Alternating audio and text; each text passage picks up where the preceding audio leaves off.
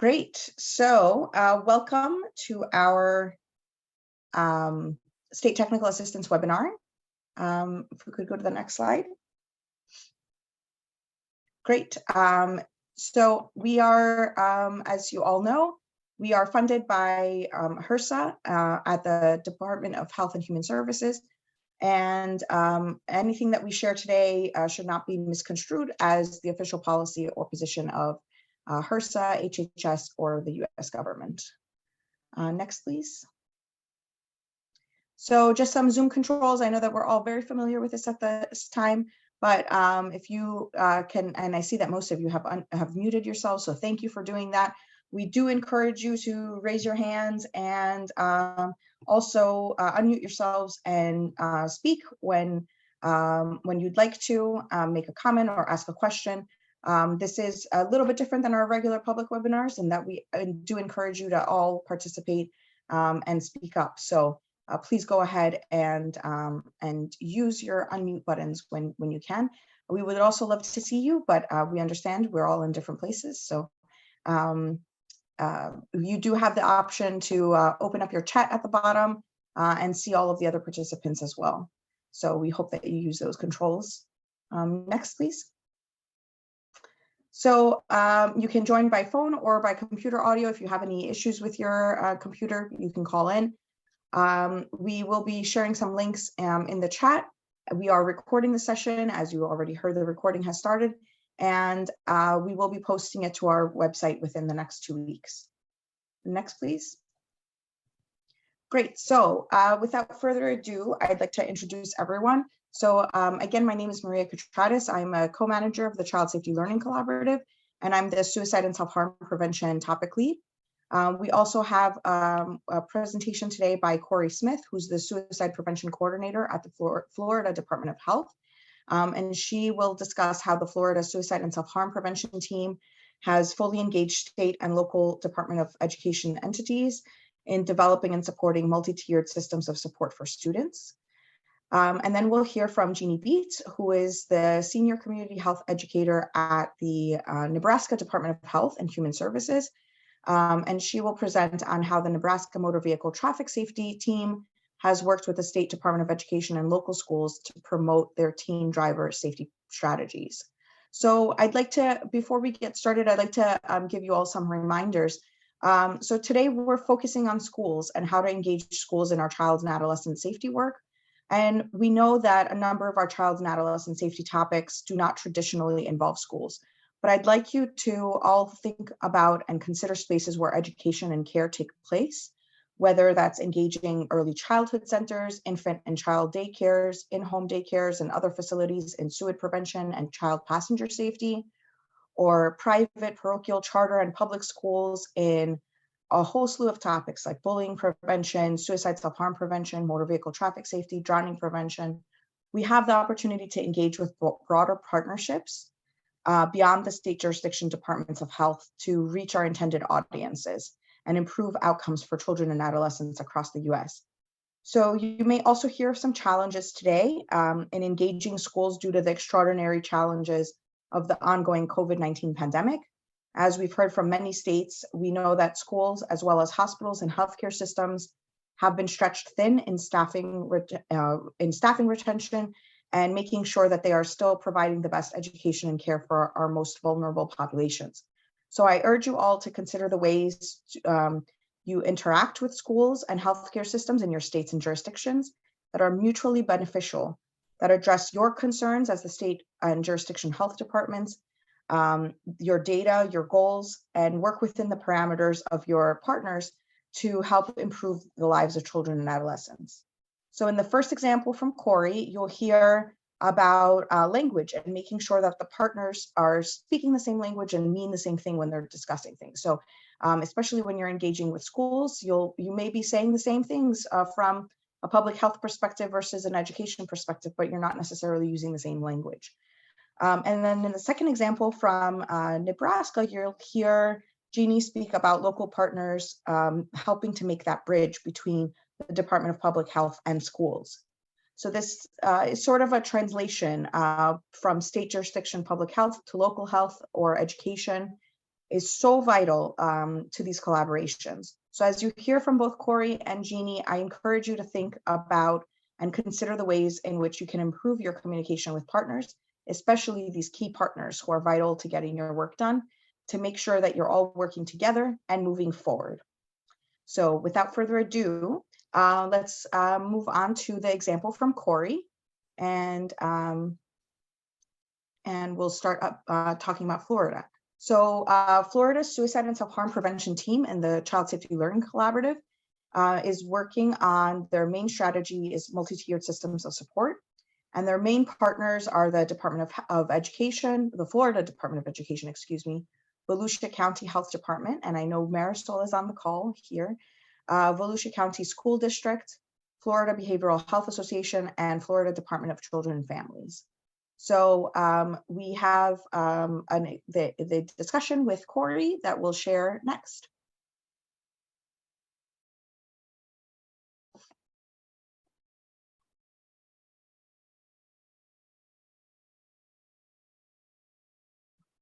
Thank you so much, Cory, for joining us today. We're really excited to hear a bit more about the suicide prevention efforts in Florida and how you've engaged your schools. So thank you for joining us. Thank you. Glad to be here today with you and to share about some of our work. Great. So could you tell us a bit about your suicide and self-harm prevention strategy and what you're working on? Sure. So in Florida, we chose strategy 6 to implement multi-component suicide prevention programs.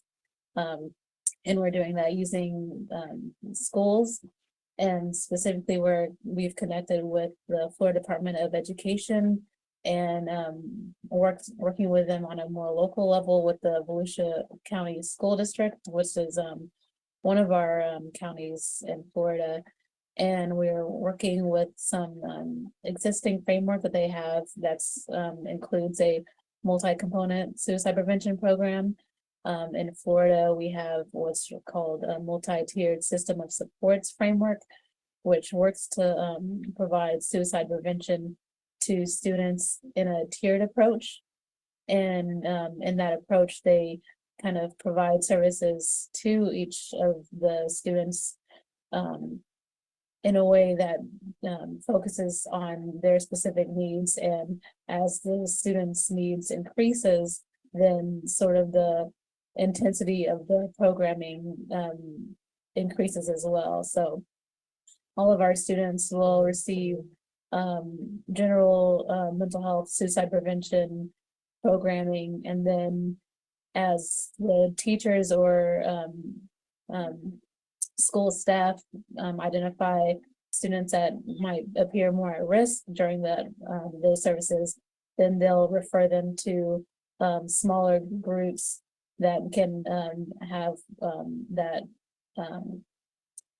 more time to actually provide, whether it's counseling or other programming that allows more interaction with a mental health professional and the student on teaching them tools on how to cope or build resiliency. And then among that group, if those providers or staff or whoever's providing that programming, if they identify a further need, then they might refer to the last tier of the multi-tiered system of supports, where the student might receive more just one-on-one services with either a licensed counselor or with a partnering agency in the community. Great. So I'm wondering, how did you decide to work with a strategy that included schools? Well, for us, it seemed like it was just the most natural path to reach youth. And it was, since we already had a established relationship with Department of Education on the state level, we worked with them through our state health improvement plan on several different health topics, and mental health is one of those topics that we work with them on incorporating into different strategic plans.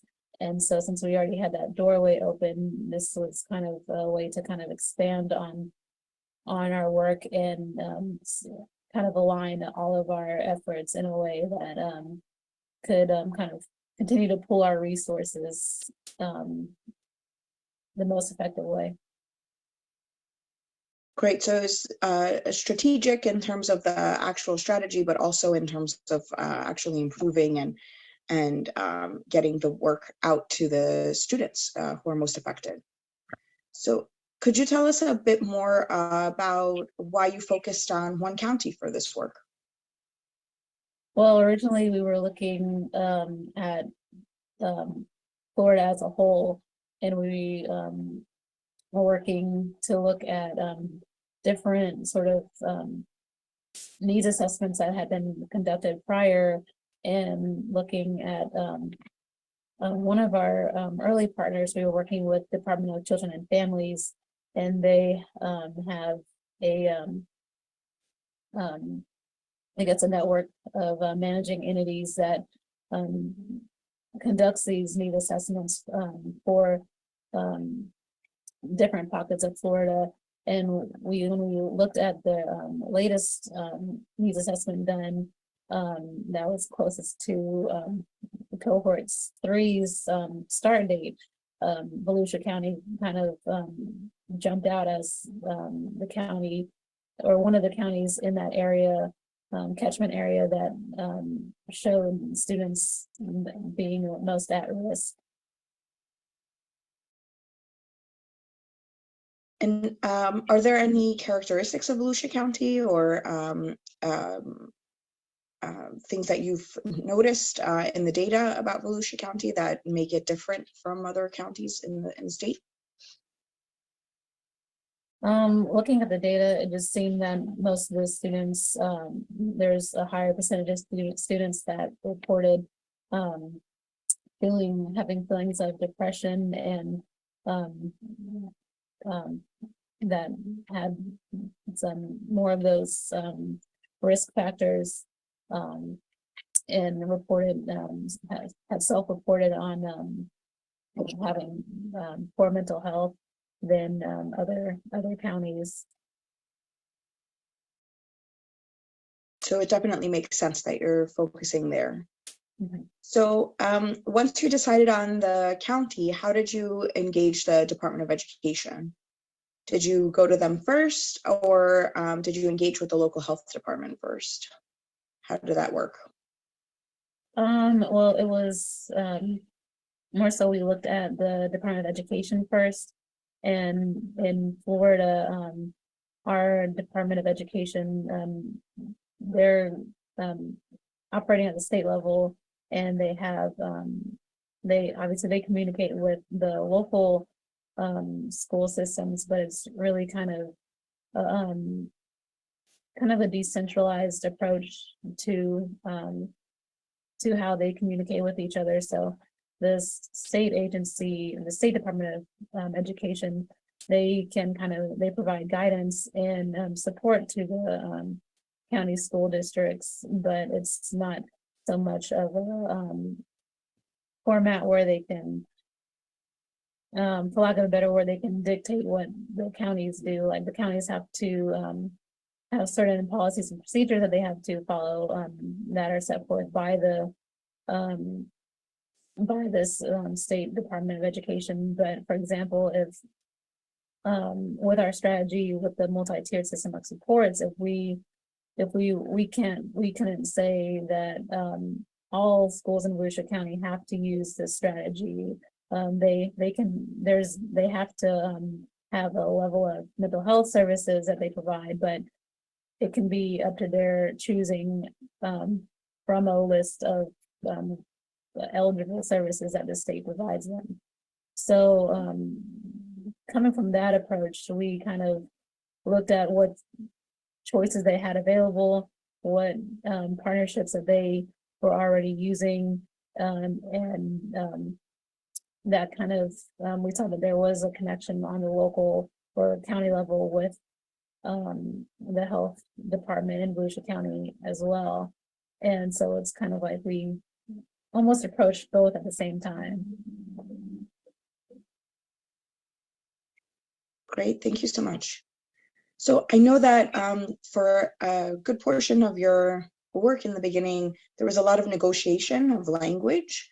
So I was wondering if you could share a bit more with our audience about the sharing and defining language between the Department of Health and the Department of Education.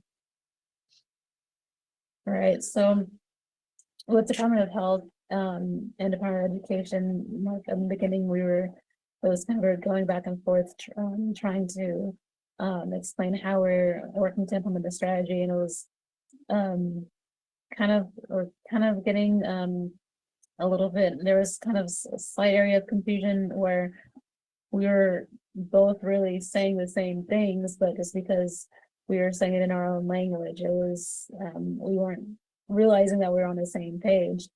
And so when we kind of looked at how they were, what words that they were using, for example, with their multi-tiered system of supports, they kind of built that out as a in a diagram where they referred to that first tier as providing universal mental health and suicide prevention services.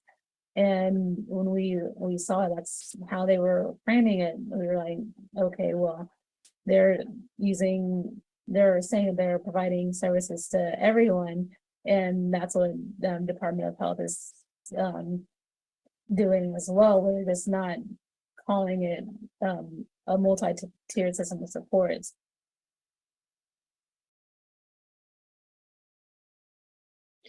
So coming up with that common language and making sure that you're both saying the same things, just with different words, was important to make sure that you were providing the best services possible for the youth. Great, Yeah.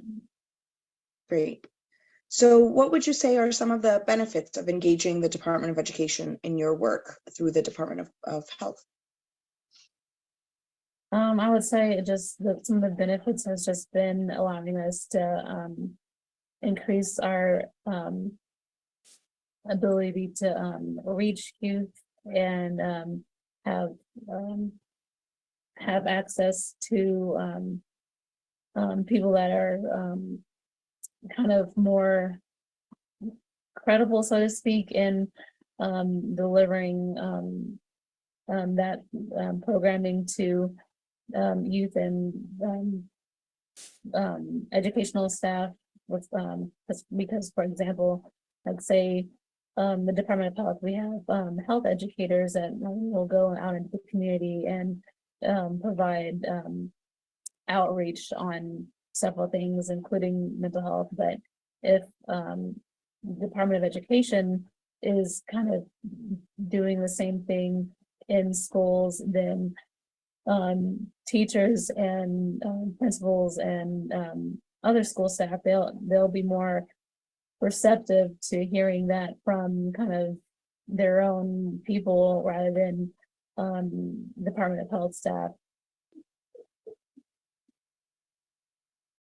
Great, so it helps you negotiate then that buy-in from the teachers and from the schools that's very much necessary for this programming to occur.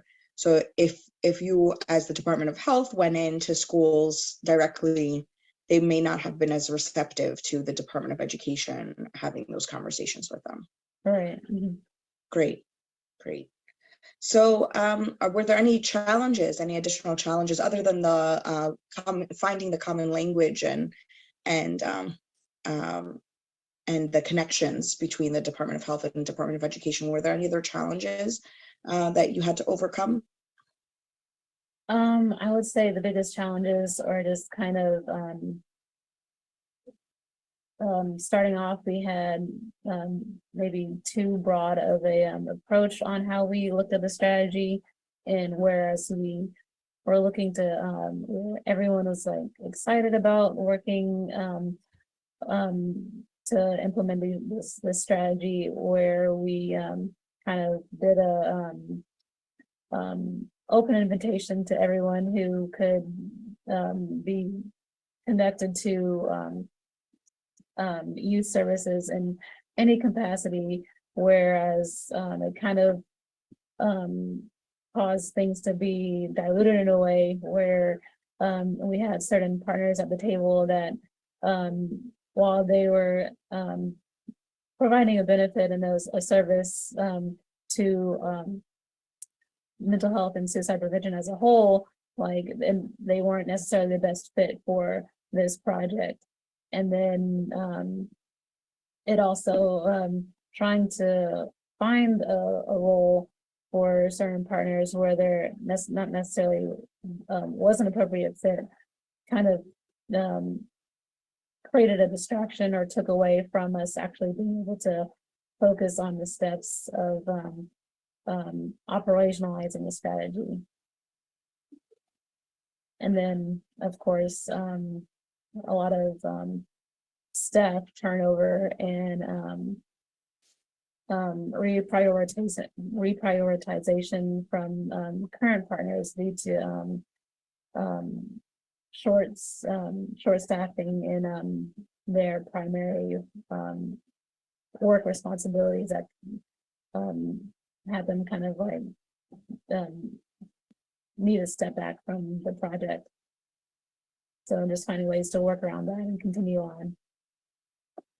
Great, and that's definitely something that we've heard across topics and across injury prevention networks, that there's with ongoing changes to staffing and reprioritization and having to really sit down with the partners and think of the best role for each of them is very, it's been a challenge, especially in the last couple of years. So we can definitely empathize with that. So what would you suggest to any other state health departments that are in trying to engage departments of education or local schools? What would you suggest to them? Some of the things I would suggest is just, I think just having an open and as kind of transparent discussion on the progress, on the process of what the end goal is and how you can kind of combine efforts in a way that doesn't necessarily take away or cause more work for each partner, but builds on what they're already doing to really expand on it. Great. Well, thank you so much. I really appreciate your time today and sharing your experience with our audience. Thank you so much. Sure, thank you. I was glad to help.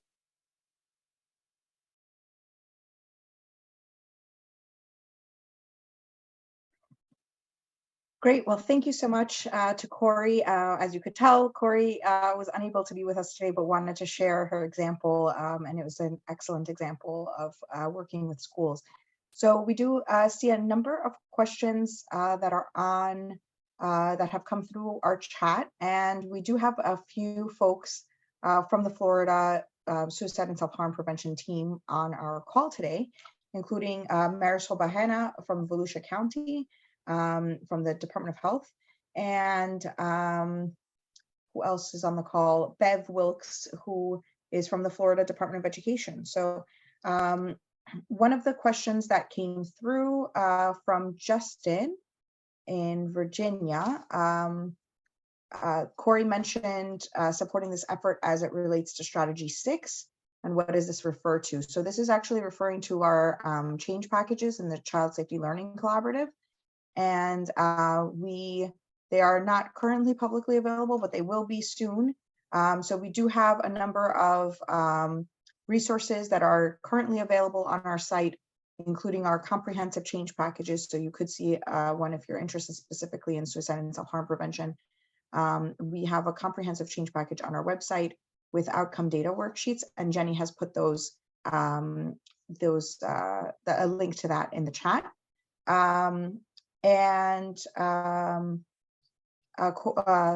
Justin also asked if there's any additional information on the school's multi-tiered systems of support, and is this how Florida schools triage students? And I believe, Bev, you've started responding. So collaboration at the state level is very important before drilling down to the schools and districts. So that's our starting point. We have to be able to collaborate at the state level. So Marisol or Bev, would you be able to answer Justin's question about multi-tiered systems of support?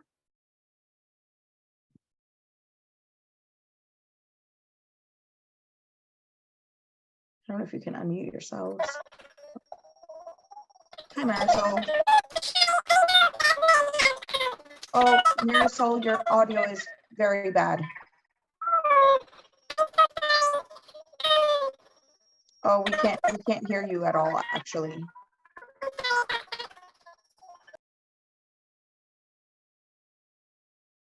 So, okay, so I can begin to answer, and I know Lauren knows about multi-tiered systems of supports too. So it is how the students are triaged. Marisol, if you can call in from your phone, you might be able to join us on audio from your phone.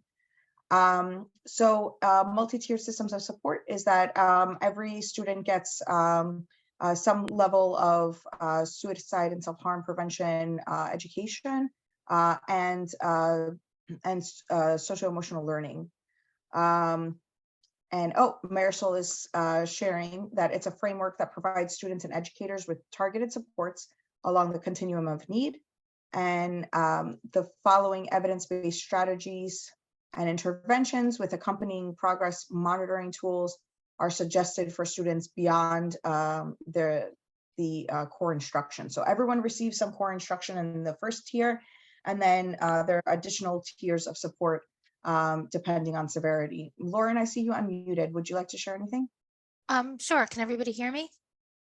So I've been working with schools and districts on integrating social emotional learning and mental health into a multi-tier system of support for a while. So I just thought, excuse me, I could clarify a little bit, because I think the way that Marisol framed it here had to do with,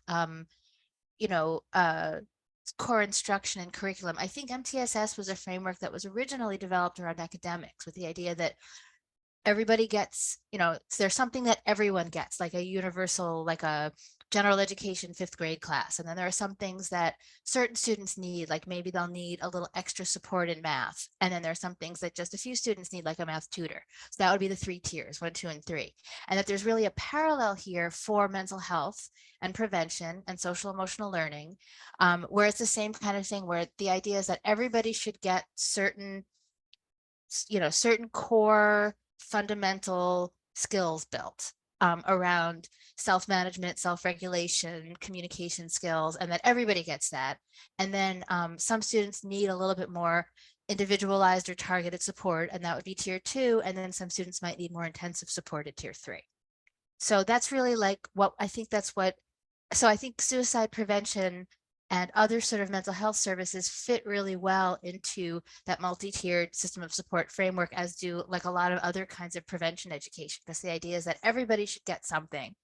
And then certain students who have more, who are demonstrating that they might need some extra support will get something in tier 2, which could be a pullout or small groups or some place they can go to kind of get themselves together.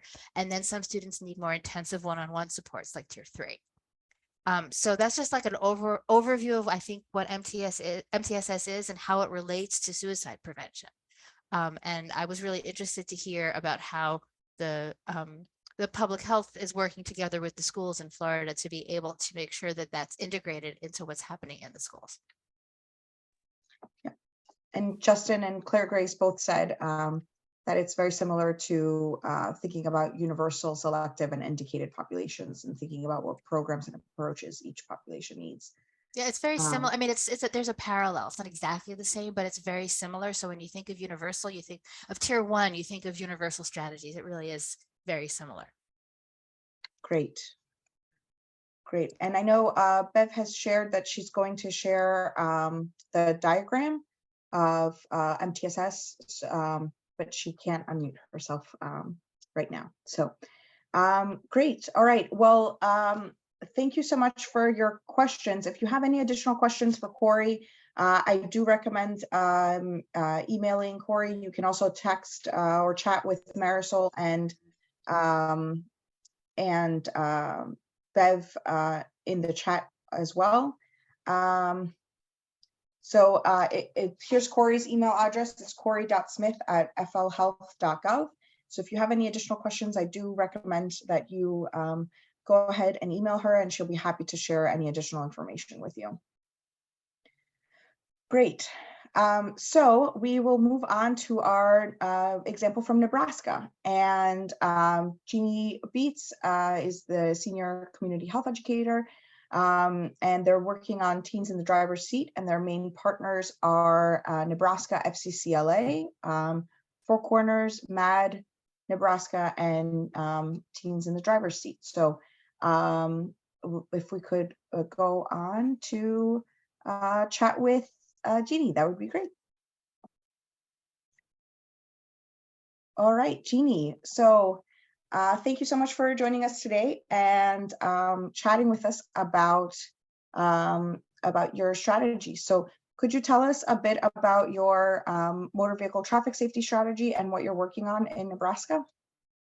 Yeah, I'd love to. I want to make sure that we recognize Chelsea Green. She's on the call with me. She's with the Department of Education, and she is the state FCCLA advisor. And so we work quite closely together. So I'm glad I'll be excited to hear from her perspective as well. So what we're doing here in Nebraska, and probably I've talked about this a lot, but we've implemented the program Teens in the Driver's Seat in schools across Nebraska. It's an evidence-based program that was created by the Texas A&M Transportation Institute. And we do that as a contract with them with funds through the Highway Safety Office. In order to kind of get it up and running and working with schools, we relied heavily on FCCLA way back in 2013. And that came about because I discovered that FCCLA, they deal and they work with all types of adolescent health issues, areas, and one of them is FACTS, Families Acting for Traffic Safety. And so I figured they have schools and a national program already doing traffic safety. Maybe I can come in and we can partner together, and I can provide resources that they may not have and strengthen their programming.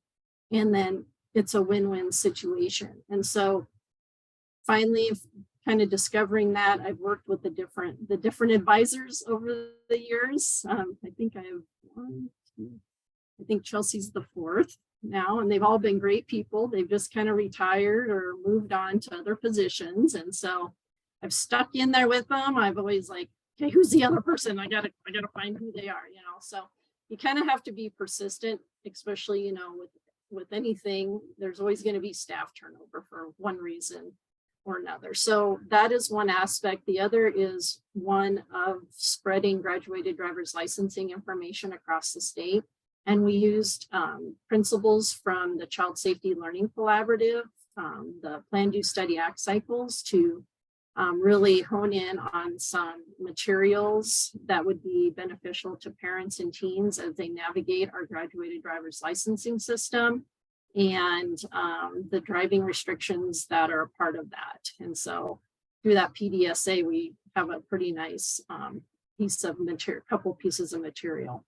And now the current one that we're working on once again through the Child Safety Learning Collaborative, kind of like Florida, we've now created a whole teen motor vehicle safety surveillance report. And from that report, we have identified the top 10 counties in Nebraska that have the highest crash rates in the state. And so with that, we've chosen 3 counties. And of those 3, we chose 1 to start with, and we are working on getting specific data to those communities so that they can understand what the problem is. And we've utilized Chelsea and getting feedback from local schools, the health departments, law enforcement, and the hospital to create a document that is user-friendly, easy to understand, so that we can now spread more of the motor vehicle traffic safety programming, evidence-based programming, whatever the community is feeling that they would work for them, through really targeted efforts and looking at health equity, who's taking driver's ed, what's their seatbelt use rate, what's their crash rate, and giving them now the local community the opportunity to run with the programming. Great, thank you so much, Jeanne. So it sounds like you've used a couple of different avenues to get into schools. You've gone through FCCLA because they already had established relationships, and then you've used your data to inform where you should look next. Could you tell us a little bit more about what that has been like? How have the schools been receptive to your work? It's been interesting. I kind of was looking up some of my old health education information, and like, you have the innovators and then you have the laggards, like the innovators were FCCLA. Like, it's kind of interesting when you look back, because they didn't even think twice about doing it. They're just like, yep, let's jump in, sign us up, send us the materials, and we'll start. Other schools were like, I'm not so sure about this. Why would we even want to do this? So there's where kind of you have to understand where people are at with what you're trying to do, and kind of enter in through different doors, whether it's through just an email that Chelsea sends out to her contacts saying, hey, this is available, it's free, or having to do more in-depth work, especially in like some of our rural areas, not really knowing what the problems are, and even the urban areas not knowing who our partners are either necessarily. And so just taking those different avenues, especially lately working with the health departments, and providing them information just about, there's maternal and child health grants out there, there's highway safety office grants out there, and this all ties in with their community health improvement processes that they do. And teen motor vehicle is always one of their top 5. And so it ends up, you kind of have to figure out what's a win-win for everybody and try not to make it extra work on top of that. And I think Chelsea has really been beneficial in helping us, keep different programming and keep information in front of the FCCLA advisors across the state. And Chelsea, how has it been from your perspective, since you're working directly with the schools and also with Jeanne at the Department of Health? Yeah, as Jeanne mentioned, I am you were right, Jeanne, the 4th state advisor that she's worked with since the partnership started. So it's been great, because just as much as she wants to get into schools, our teachers, FCCLA advisors, are looking for reliable, relevant resources along the lines of teen motor vehicle safety. As she mentioned, we have a national program focused on traffic safety. And so our chapters are able to use her materials and resources and get connected with teens in the driver's seat to do different things in their schools and communities. And then they get recognition, or have the opportunity to apply for recognition through FCCLA, both at the state and national level. And we've had one school that I can think of consistently year after year does teens in the driver's seat, and they typically get a national award every year, which comes with money. And so obviously their kids are getting something from it, and they are making a difference in their community, but it's something that they're looking for too. And so even beyond teens in the driver's seat, just being a part of the Drive Smart Nebraska coalition that Jeanne helps to lead, through that I'm able to make connections to connect my teachers to people. Jeanne sends great information that I can pass along to advisors. And so then their students might use those as they're developing local projects that they do as competitive events when they need data and those types of things too. So it's really a great relationship to provide access to kind of that world of motor vehicle safety that I wouldn't have those resources to share with teachers without the relationship that we have. That's great to hear. I'm wondering, since you have this very positive relationship with FCCLA, and then that trickled down into the schools because of the relationship between FCCLA and the schools, what are some of the challenges that you've encountered in working with schools, Jeanne, and what have you done to overcome them? It's kind of the biggest is like the turnover. I mean, we used to have like 33 schools across the state do the programming, and now we have like 22, but the 22 are very high quality carrying out programming. And so the challenge for us has just been, how do we find other avenues and other partners to reach schools that schools can trust?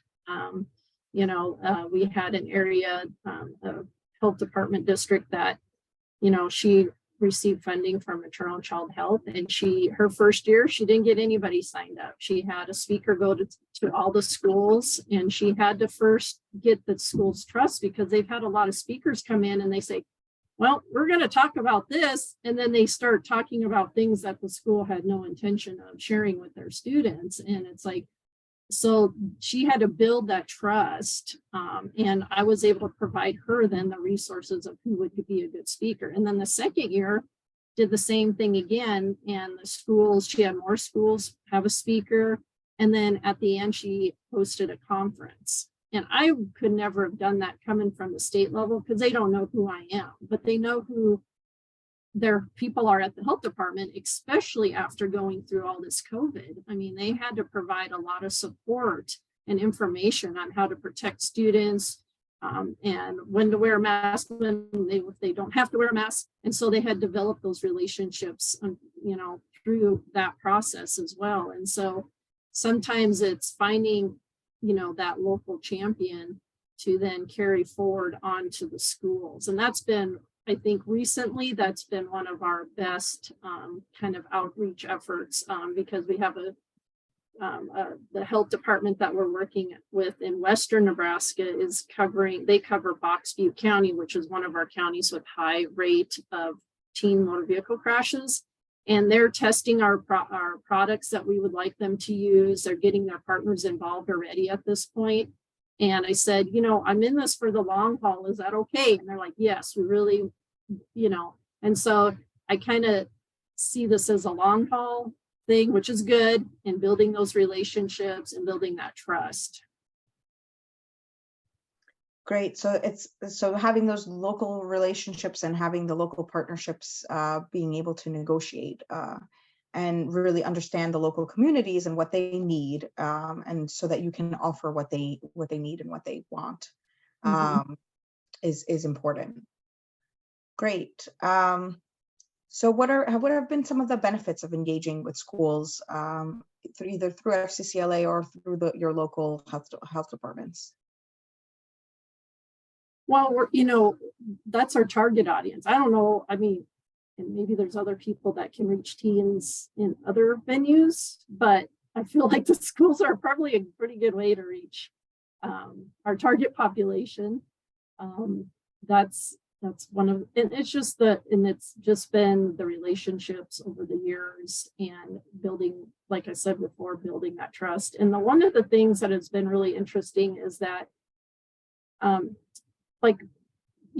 people, but you don't, like, well, who are you? What do you want from us? And so you have to kind of break down that kind of perception that you want something from them, but you want to really work with them. And so through the Plan, Do, Study, Act cycle and them looking at our fact sheet that we created for their county, they really appreciated being able to give us input, and we took their input and made changes to make it so that's more relevant to their audience, and that they know why they're supposed to be using the materials and things like that. And so, for instance, a lot of driver's education, only 13% of kids in that county take it.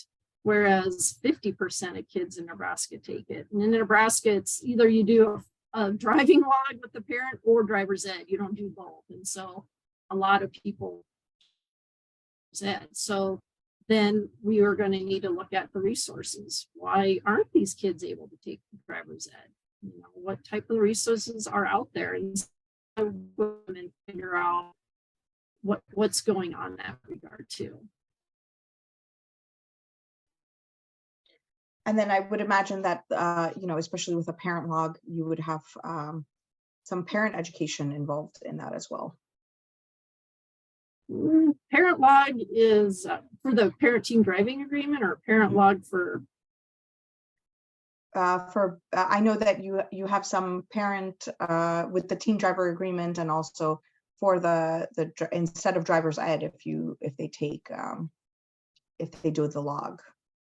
With the log, that's the problem with the log, is that they just sign that they drove 50 hours with their kids. They go to the DMV and that's it. We have no way of being able to educate those kids beyond just their parents. And so on how to drive. And so, but the parent-team driving agreement has proved to be a really useful tool that we want to get into those to the kids' hands. So we're hoping down the road that this would become something that would be offered through the health department, through law enforcement in that community.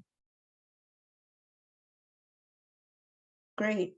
So I have one last question for you both. What would you recommend to any state health departments that are interested in working with schools?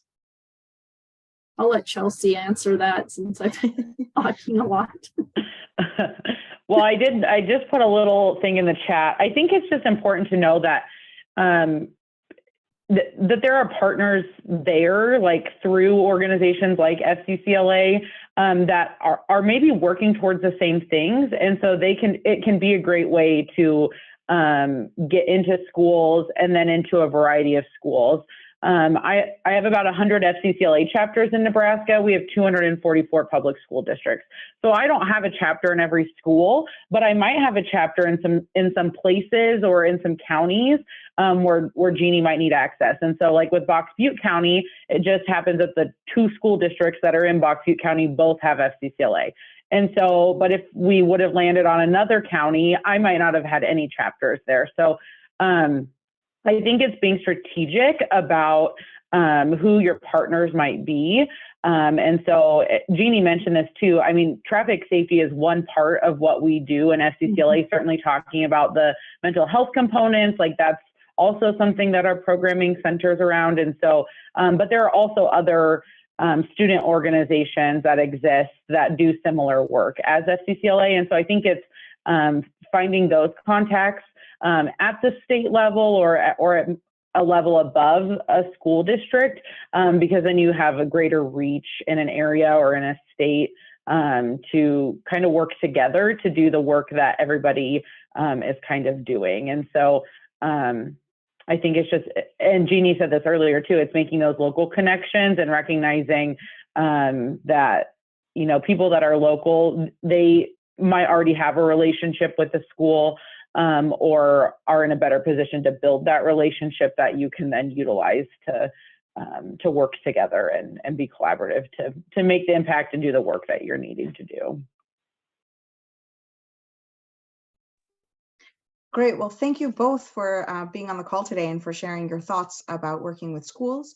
We would love to open it up to questions. I know that the chat has been filling up. So Jenny asked or commented, and Jenny, you can actually unmute and share your comment if you'd like. Sure.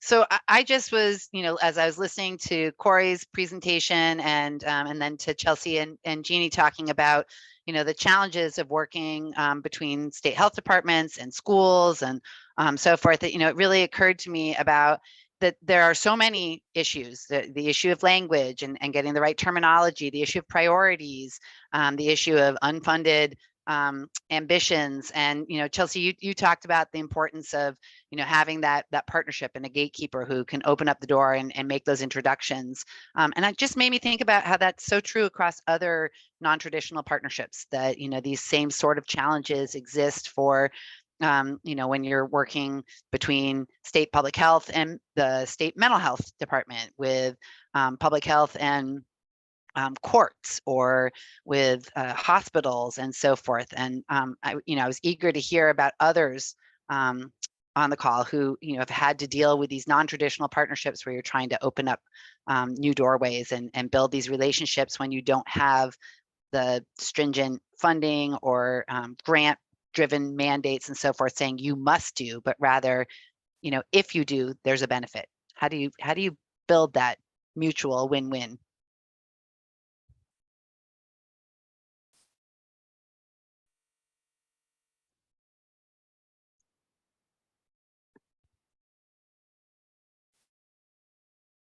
That question could go to anyone in the It audience. was to not just anyone. Jeanne or Chelsea.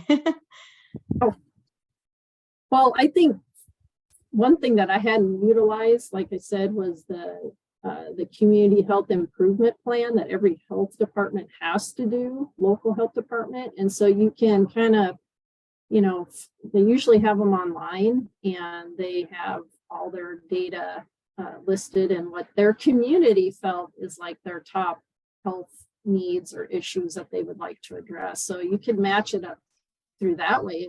It could be meant, I know like several communities have prescription drug overdose, suicide prevention, motor vehicle safety, older adult falls. So they are addressing those, and may not know that you're a resource that could actually help them carry out some of these things, because just like all of us, we're short staffed.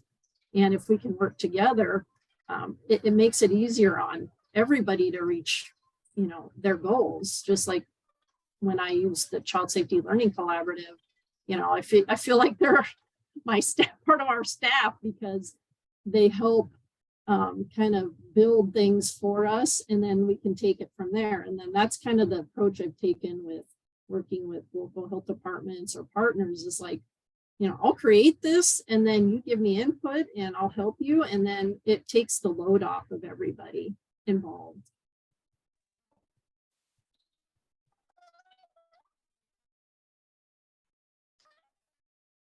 I'm just going to pop in. Excuse me. Sorry, everyone. I'm just going to pop in for another second because I'm thinking about Jenny's question and about the challenges sometimes at either state or community level people have in collaborating with schools.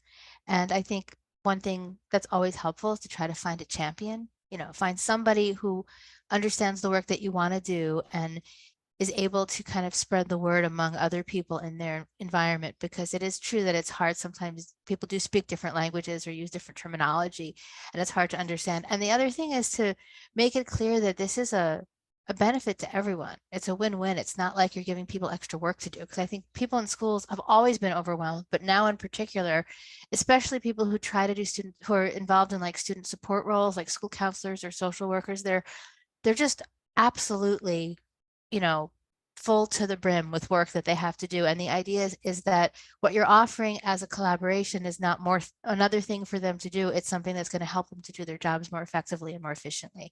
So to be able to kind of frame it in a way like that, I think is also really important. And I think that's probably true whether you're at like an individual school level or a district level or county or state level, to make sure that it's clear that this is a mutual collaboration and it's a win for everyone. Yeah, I'd also like to add in response to what Jeanne shared about, looking at the local health department plans. That's what we do at CSN. We look at the state action plans. So what you've all identified from the state health departments as your goals and your outcome measures, your national performance measures, we look at those to help inform the TA that we offer as well. So that's a really great strategy because that's also what we do. So Laura Rowan from Michigan, if you could unmute yourself, we would love to hear from you.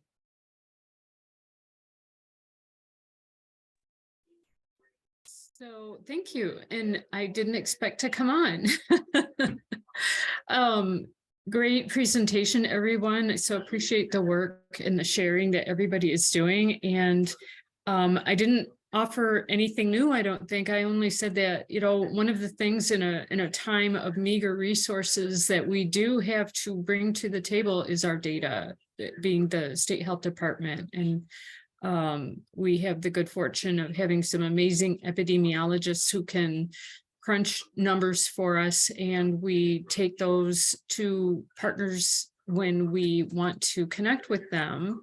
And they're usually hungry for more, and sharing data helps them to ask even more questions about what they would like to further understand, and often what we would like to further understand. And it's a great conversation starter and relationship builder. Great, thank you so much, Laura, for sharing that.